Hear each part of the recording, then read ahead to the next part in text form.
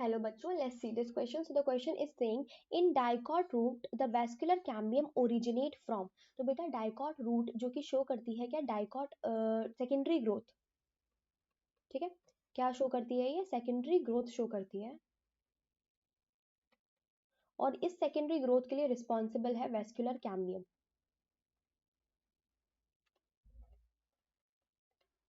तो बेटा dicot root में बनने वाली वेस्कुलर कैम्बियम जो होती है, this is completely secondary in origin. क्या होती है? कंप्लीटली सेकेंडरी होती है ओरिजिन में, सेकेंडरी इन ओरिजिन.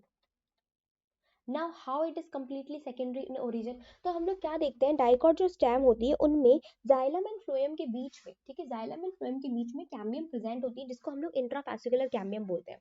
ठीक है, इंट्राफैसिकुलर कैम्बियम बाद में सेकेंडरी बनने वाली इंट्राफैसिकुलर कैम्बियम के साथ मिलकर वेस्कुलर कैम्बियम बनाती है. तो वहां पे कंप्लीटली सेकेंडरी नहीं होती है क्योंकि पहले से कैम्बियम प्रेजेंट होती है. लेकिन डाइकॉट रूट में पहले से कोई कैम्बियम नहीं पाई जाती है. जो वेस्कुलर बंडल पाए जा रहे होते हैं बेटा वो कैसे होते हैं?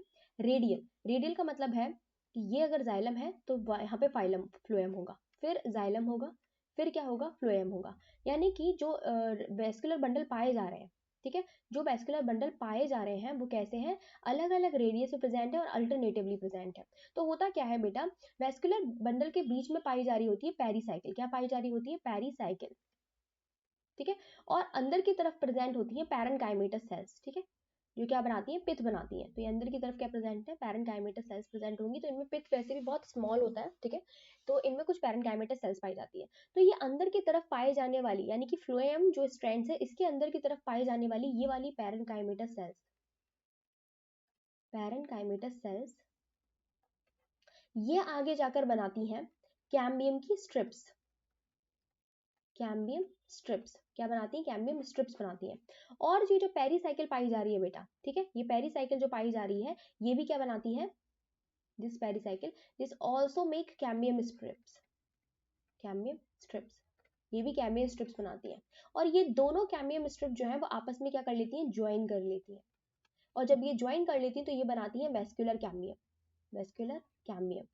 और क्योंकि आधी कैम्बियम नीचे से बनती है, आधी कैम्बियम नीचे से बनती है, आधी कैम्बियम ऊपर से बन रही होती है, कुछ इस तरीके का होता है. आधी कैम्बियम नीचे से, आधी कैम्बियम ऊपर से बन रही होती है. तो इनमें डाइकॉट रूट में जो वेस्कुलर कैम्बियम पाई जाती है वो कैसी होती है? वेवी होती है, वेवी रिंग की तरह होती है. ठीक है, लाइक दिस.